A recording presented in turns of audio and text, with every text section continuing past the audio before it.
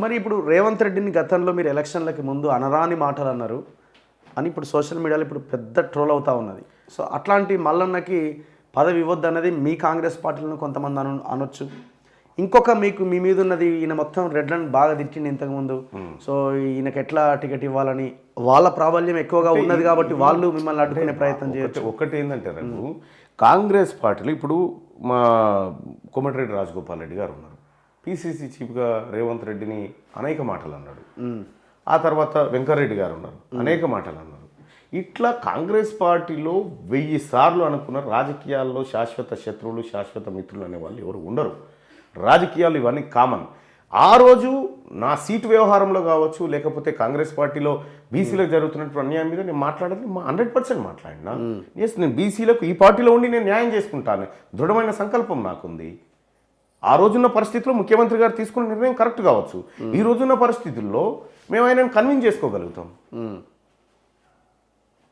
కాబట్టి ఇవన్నీ తాత్కాలికమైనటువంటి వ్యవహారాలు తప్ప రాజకీయాల్లో ఎవరికి ఎవరు బాగా డ్యామేజ్ చేసిండు అన్న ఒక అభిప్రాయంతో ఉన్నట్టే. ఒక విషయం, ఆయన బాగా డ్యామేజ్ చేసినామా రేవంత్ రెడ్డి గారికి నేను ఏం చేసినో రేవంత్ రెడ్డి గారికి తెలుసు, కాంగ్రెస్ పార్టీకి తెలుసు.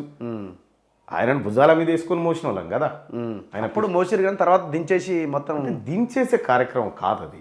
అంటే బీసీలకు జరుగుతున్నటువంటి అన్యాయం. ఎస్పెషల్గా నాకు అవకాశం ఇవ్వాల్సిండే, అప్పుడు నాకు అవకాశం ఇవ్వాల్సిండే, నేను 100% గెలిచేవాడిని. అవకాశం లేదు, అప్పుడున్న ఈక్వేషన్స్ బట్టి ఆయన వేరే నిర్ణయం తీసుకొని ఉండొచ్చు. ఆయన మీద ఉన్న ప్రెషరో లేకపోతే ఇంకొకటో ఏదో చేయొచ్చు, కానీ గెలిచే అవకాశం ఉండే. ఇవాళ మాకు హైదరాబాద్లో కూడా ఒక సీట్ వచ్చేది కదా అనేటువంటి ఒక బాధ. అంతే. ఒకవేళ మేడ్చల్ ఇచ్చి ఉంటేనా మేడ్చల్ 50,000 ఎంత భారీ మెజార్టీతో గెలిచింది కదా ఎవరు మన మల్లారెడ్డి. అవును, మల్లారెడ్డి కొద్ది అసెంబ్లీలో చెప్పిండు కదా, నువ్వు ఉంటే నేను గెలవకపోయేటోనన్నా అని. కొద్ది అసెంబ్లీలో చెప్పిండు, నువ్వు ఉంటే గెలవకపోయినా ఒక రకంగా నువ్వు రాంది ఏమైంది నాకు అని చెప్తాను.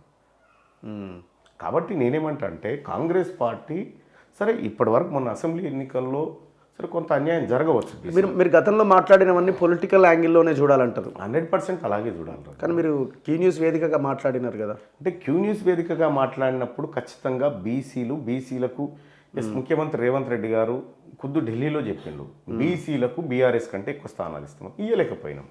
ఓకే, ఇయ్యలేకపోయింది కాంగ్రెస్ పార్టీ, ఇయ్యలేదు. సరే అప్పుడున్న పరిస్థితుల్లో కేసీఆర్ అనేటువంటి దుర్మార్గుడు ముంగట ఇది చాలా చిన్న అంశం అయిపోయింది మాకు. ఆ దుర్మార్గుని గద్దెదించడం కోసం చాలా చిన్న అంశం అయిపోయింది కాబట్టి దానికి కొంత మేము అధిష్టానం కానీ పెద్దలు కానీ మళ్ళీ మనం ఈ సమయంలో ఇలాంటి నిర్ణయాలు తీసుకోవాలి, ఇలా పనిచేయాలన్నప్పుడు అలా చేసుకుంటూ వచ్చినాం. సో ఎక్కడ మీ గ్రాఫ్ తగ్గినట్టు మీకు ఏమైనా అనిపిస్తున్నదా? ఎవర్ గ్రాఫ్లు ఎందుకు తగ్గుతాయి గ్రాఫ్లు? ఓకే, తిన్మార్మలన్న ఎమ్మెల్యేనా ఎంపీయా లేకపోతే ఎవరికైనా హామీ ఇచ్చామని చెప్పి ఎందుకు తగ్గుతాయి గ్రాఫ్లు? గ్రాఫ్ ఏం తగ్గలే, కాంగ్రెస్ పార్టీ గ్రాఫ్ పెరిగింది. ఇంకా అంటే పార్టీ గ్రాఫ్ పెరిగిందేమో, వాళ్ళు అధికారంలోకి వచ్చారు బాగానే ఉంది. కానీ మీరు ఇండివిజువల్గా మీరు రకరకాల సమయాల్లో రకరకాలుగా మాట్లాడడం వల్ల కొంత ఏమైనా పలసనైన అభిప్రాయమైన ప్రజల్లో ఉన్నది. ఒకటి రఘు, రకరకాల సమయాల్లో రకరకాలుగా మాట్లాడడం అనేది ఆ సందర్భానికి నేను కొన్ని చేయాల్సి వచ్చినప్పుడు 100% చేస్తారు. ఇప్పుడు కూడా చెప్తా ఉన్నా, తీన్మార్ మల్లన్న గ్రాఫ్ ఈ రాష్ట్రంలో ఏ నియోజకవర్గం అన్నా తీసుకో, గ్రాఫ్ ఆయన దగ్గర నాది పెరిగింది అనుకునే మనిషిని ఒకరిని తీస్తారా నా మీద పోటీకి, చూద్దాం. ఓకే, అంటే ఎవరో పెంచితే గ్రాఫులు పెరిగేరాదు, మీదైనా నాదైనా ఎవరైనా మనం చేసే పనిని బట్టి మన పైన ప్రజలకు కలిగే విశ్వాసాన్ని బట్టి ఎవరో ఒకరిద్దరు నాయకులు మనల్ని పొలిటికల్గా ఇబ్బంది పెట్టాలనో ఏదో ఒక రకరకాలుగా చేస్తూ ఉంటారు. ఏమని గ్రాఫ్ తగ్గిందని పెరిగిందని ఈ లేపితే లేచింది ఆ గ్రాఫ్, ఈ లేపితే లేచేది కాదు. గ్రాఫ్ ఓన్గా తయారు చేసుకుంది. 100% ఓన్గా తయారు చేసుకున్నా. ఇవాళ తెలంగాణ రాష్ట్రంలో లక్షలాది మంది ప్రజలు, ఎంతో మంది ప్రజలు మల్లన్న నీకు అవకాశం రాలే, మల్లన్న నీకు అవకాశం రాలే, మల్లన్న నీకు అవకాశం రాలే కొన్ని వేలాది మంది ప్రజలు అడిగినాను. ఖచ్చితంగా అవకాశాలు వస్తాయన్న మాట చెప్పిన.